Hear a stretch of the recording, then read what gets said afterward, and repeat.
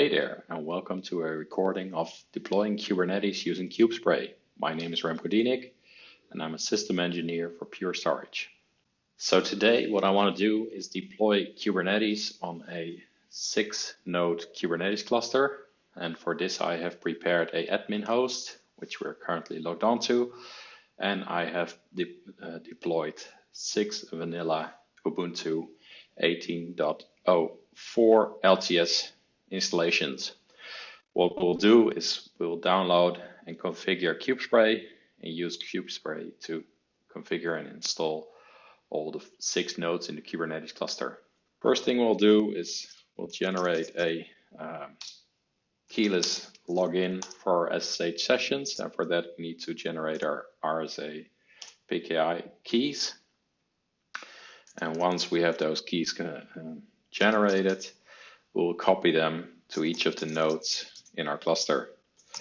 So my admin node is 10.1.1.100, and the nodes themselves are numbered 101 through 106.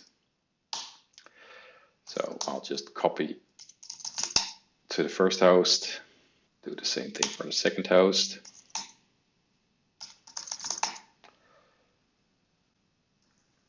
And all the way through to the other hosts as well.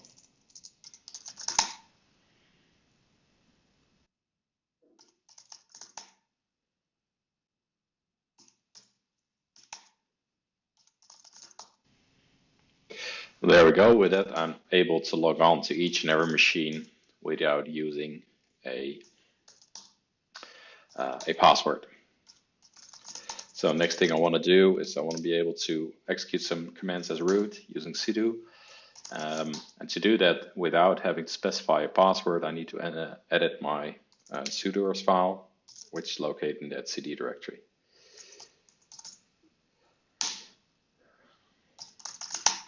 So by default, admin has every right, and if you're a member of the sudo group, you also have all the permissions. However, you need to specify a password. What I'll do, I'll specify that the user that I use for my Kubespray deployment will not have to enter a password for all the commands that it needs to access. Right. So this is the line. Pure user is the user that I'm using. You can use whatever you like. Just make sure that this line is after the sudo group if your user is a member of sudo, because otherwise the sudo group will override the permissions for your user. There we go. So now we have to repeat this on each and every host just to make sure that we can execute all the commands on all the hosts. So I'll start with 101 and continue through with all the others. As you can see, I have enabled passwordless login, so I didn't have to enter a password to get into the host. But I still need to enter a password to sudo.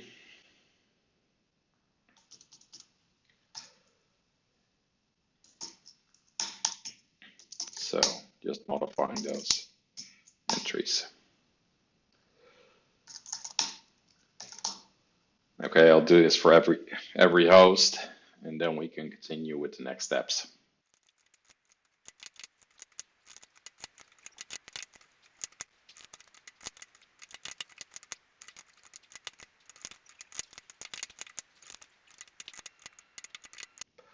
All right, so now that I've enabled passwordless login to all the nodes, and I've enabled the pure user to use sudo without entering a password, I can now proceed with the Kubespray installation. So the first thing I need to do is install the Python 3 version of pip, which is a package installer built around Python. And the second thing I'll need to do is make sure that the Python 3 version of this pip installer is being used on this system, since by default Ubuntu will use the Python 2.7 version of pip.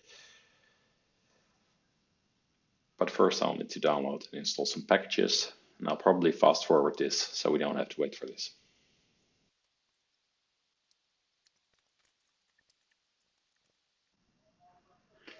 Right, so next thing I'll do is I'll use pip3 to install an upgrade of pip without 3. And once I do that, it will upgrade pip into 19.1 based on Python 3.6. Okay, so now that I have pip installed, I can go ahead and I can actually download Kubespray. Just cloning the repository is fine. So going into the Kubespray directory, the first thing I'll do is I need to install a couple of required packages that are needed to use the Kubespray installation, and they've conveniently packaged those requirements into the requirements.txt file. So all you need to do is just execute a pip install command, enter the requirements.txt file as input, and it will install the packages that you need. Right, so with that, we can start building out our configuration, and we'll base our configuration on the sample that is included with Kubespray, and we'll copy that into a My Cluster folder, which I'll use for my particular deployment. I also need to declare a variable IPS, which I'll be using later on, and it will contain all the IP addresses for the host that I'm going to use. Now, as I said before, my hosts are numbered 101 through 106, so let me just go ahead and add those to my IPS variable. There we go. And then I can use that variable to build out a new config file.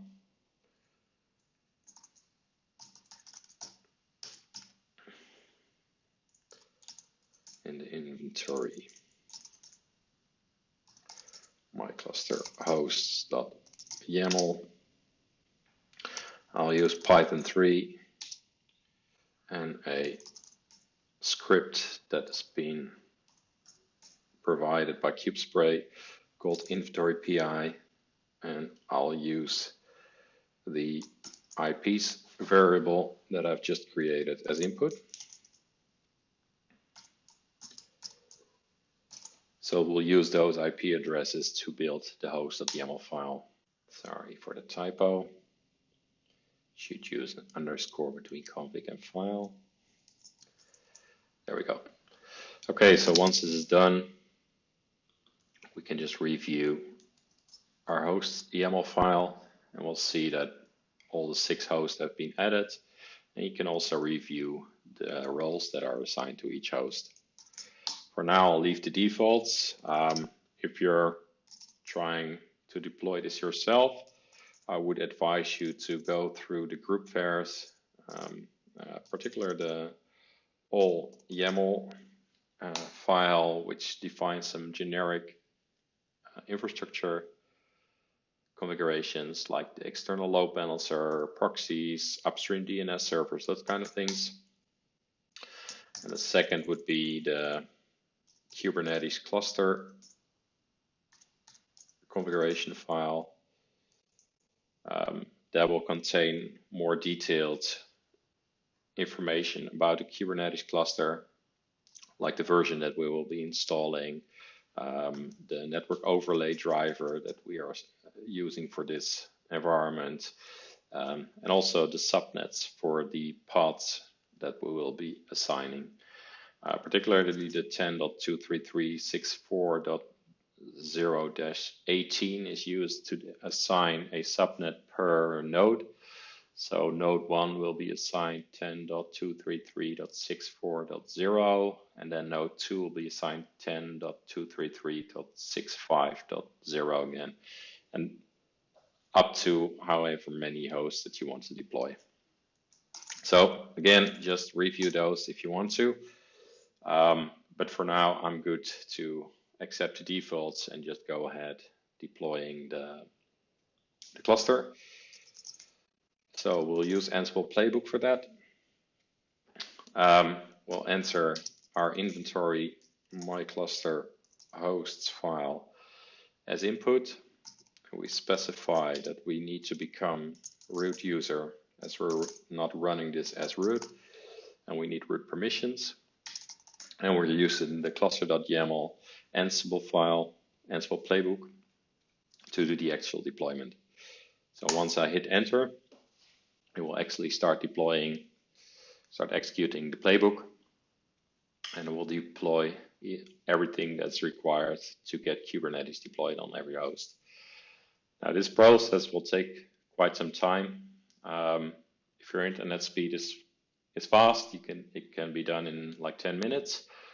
With me, my lab is a little bit slower, so it will take quite a bit of time. I'll actually fast forward this for the recording because it doesn't really make sense to watch this. What is good to know is that we just used the cluster.yaml file for the deployment.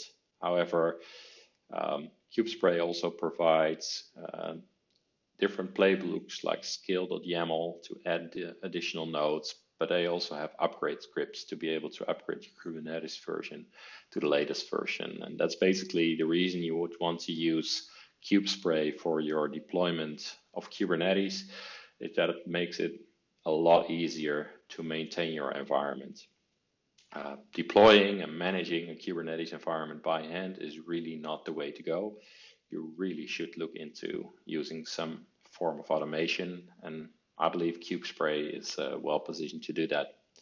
So with that, let's just go ahead and let the installation finish, and I'll see you back in a bit. Right, so, and there we are. As you can see from the timestamps, my download is pretty slow, and it took me about an hour to run the entire Ansible Playbook through, but we got there. So that's it.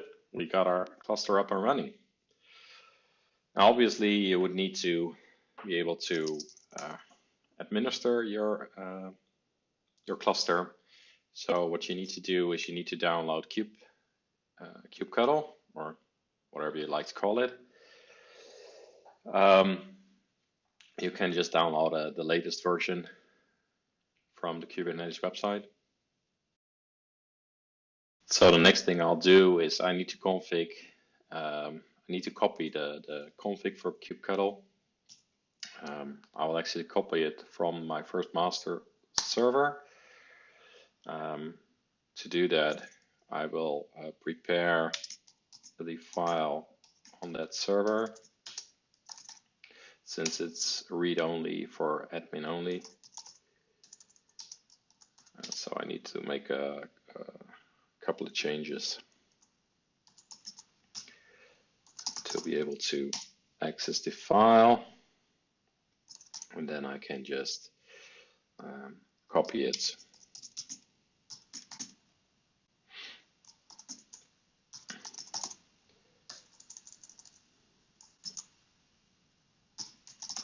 To my local machine. I will then move it to the .kube directory, and just to clean it up,